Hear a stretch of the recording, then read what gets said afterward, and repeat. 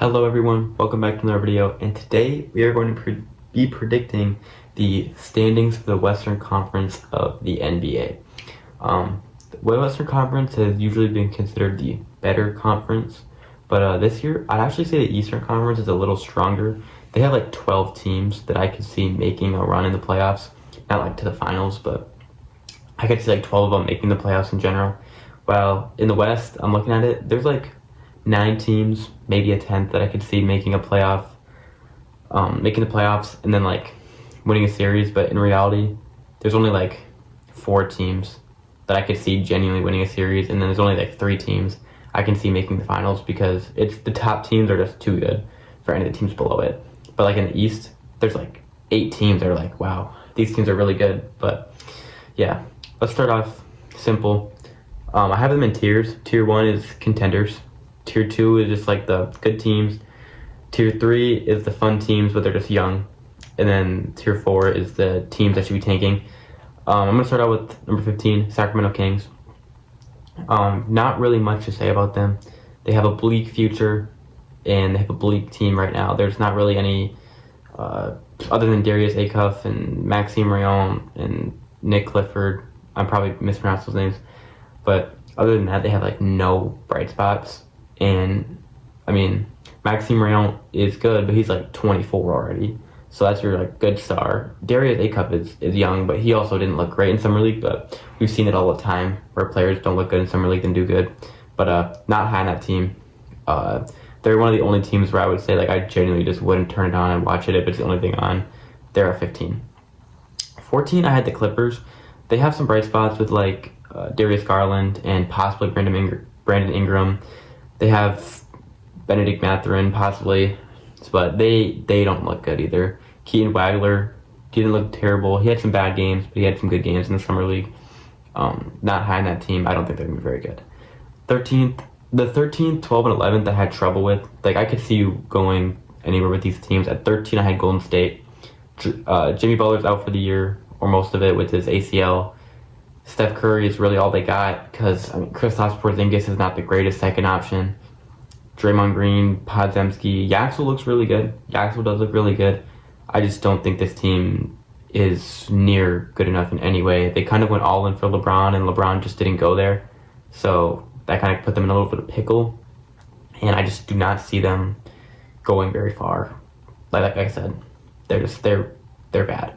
12, again, you could have the Warriors above this team or this team above the Warriors. I had the Pelicans. They have a pretty good roster. They never seem to do anything with it. Like Jeremiah Fears, DeJounte Murray, Herb Jones, Trey Murphy, Zion Williamson. And then you have Derek Queen is young. You have Yves Missy, who's young. So they got a good young squad, good young talent on their team, but injuries are a big struggle with Zion. DeJounte, hopefully he's going to have a healthy year. Obviously this team is not good and they're not going to make it anywhere, but they could be fun to watch. They could be fun because they have some fun spots, and you know, maybe they could sneak into the play-in, but I highly doubt that.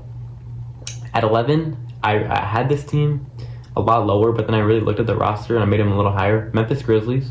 Boozer is going to be exciting to watch and see how he does. So a lot of people are really high on him, saying he should have been number 1 overall pick, and he went 3 to Memphis. So we'll see what Memphis does with that. They're kind of in that rebuilding stage. Just traded away Jaren Jackson Jr., John Morant.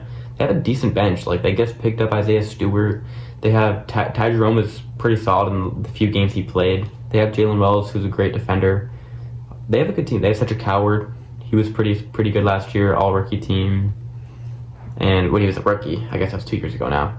But they have a good squad, young squad for sure. So they'll need some time and a lot of good draft picks, but they are stocking up on draft picks too, so they'll be good in the future, just not right now. That's why I have them just outside the play-in at 11. And this is the entrance to the tier of like the fun teams that are just a little young, and they might make like the play-in. Like this, my 7 through 10 are all the play-in, and I labeled them all as fun.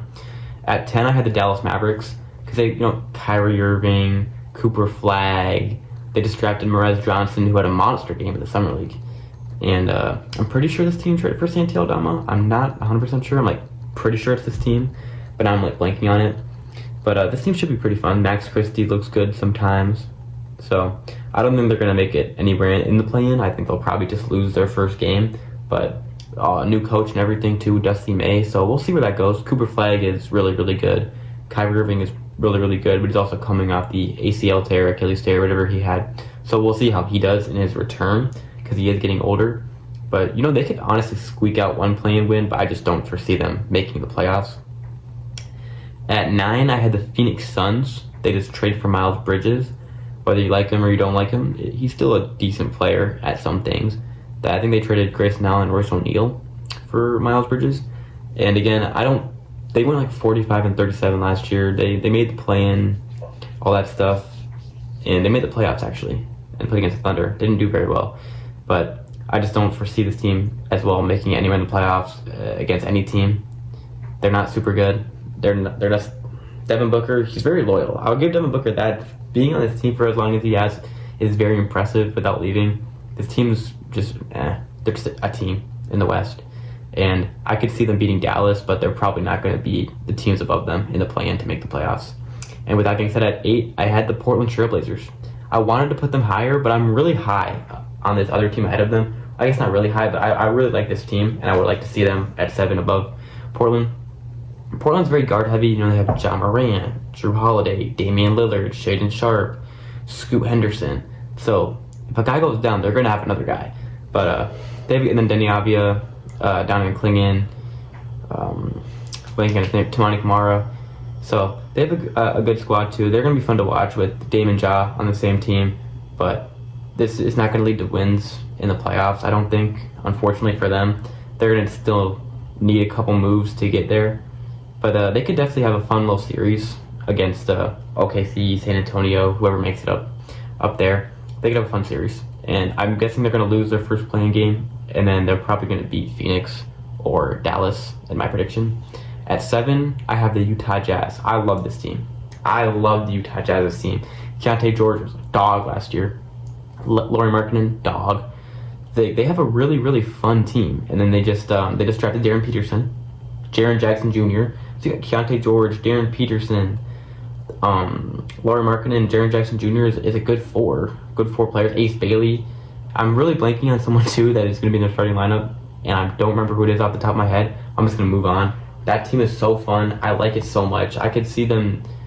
I don't think they're going to upset any team, but I think they could go a little bit farther. They could even maybe go up to the 6. The only thing that's holding them back is experience. Nobody in that team has really experienced anything other than like Jaren Jackson Jr. So we'll see how that goes, but it's still a fun team, and they have time. They're all young, so they'll be good. At 6, I had the Houston Rockets. I'm really, really low on them. I don't like them as a team. I don't think they're very good. I don't think Alperen Sengun is that good. Well, he's good, but I just don't think this team's going to go anywhere or win anything or get anywhere in general. Don't like them at all, so I'll put them at 6. End of discussion. At 5, I might be a little low on this team too, but I had the Los Angeles Lakers. I know they have Luka Doncic, but the supporting cast around Luka Doncic does not move me enough to put them in a home court advantage situation. I just don't like them. They made all those signings at the same time. It's not bad. They don't look terrible. I would be very surprised to see this team make it into the top 4 seeds. They can maybe squeak into the 4, but no higher than that. I don't like them. I also just don't like Luka Doncic because I'm a Timberwolves fan, and he kind of ended us that one year. And maybe that's a little bit why I have him here, but I genuinely just don't think they're going to be good enough to be in any situation above 5. At 4, I had another Minnesota rival, Denver. I'm very low on Denver as well. Obviously, as a Timberwolves fan, I'm not going to like them. We also beat them every year, and they didn't make any changes to their team, really. They lost Tim Hardaway Jr., so that's all they really changed is they just lost someone. Jonas Valanciunas is signing somewhere else. I don't know if that's this year, though. But and then Peyton Watson might leave as well. If they lose P. Watt, this team just got worse. They didn't add anything. So I'm really surprised when I see these websites, these articles, these other people talking about how they think Denver is this good. I just don't see where they're coming from because Denver did not get better this year at all, at any position. If they're healthy, maybe, because Aaron Gordon was suffering those injuries, so maybe that's a reason why. But do we think he's going to be healthy? I don't know. I don't think so, and I just don't think they're a very good team. At 3, I did had to put the Timberwolves here. I think we have a very good chance this year. biasly probably, but I had them at 3. Adding LaMelo Ball is going to be very, very big. If we can sign a forward just to like play some minutes, I'd be very, very happy.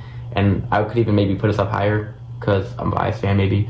But I think I have really good feelings about this season for Minnesota. They could be really good. They could make some things happen. At 2, I had a really, really hard time putting OKC and San Antonio. But I chose San Antonio. I think OKC is the best team in the NBA. I think they're going to win it all. And I put San Antonio at 2. They could easily be 1. They have a really good team. Both teams are so good. It's really whatever team stays healthy is going to get 1. And I just think OKC is going to be a little bit better just because I feel like they're more all-around good. But San Antonio did just add Tobias Harris too. It's gonna be close. I think OKC is going to scratch it up. Oh, I don't even know what I'm saying. I just think OKC is going to be number 1. And then that's it. So I had OKC at 1, San Antonio at 2, Minnesota at 3, Denver at 4, LA at 5, Houston at 6, Utah at 7, Portland at 8, Phoenix at 9, Dallas at 10, Memphis at 11, New Orleans at 12, Golden State at 13, LA Clippers at 14, and the Sacramento Kings at 15. That's it. I'm going to rack these at the end of the season. Peace.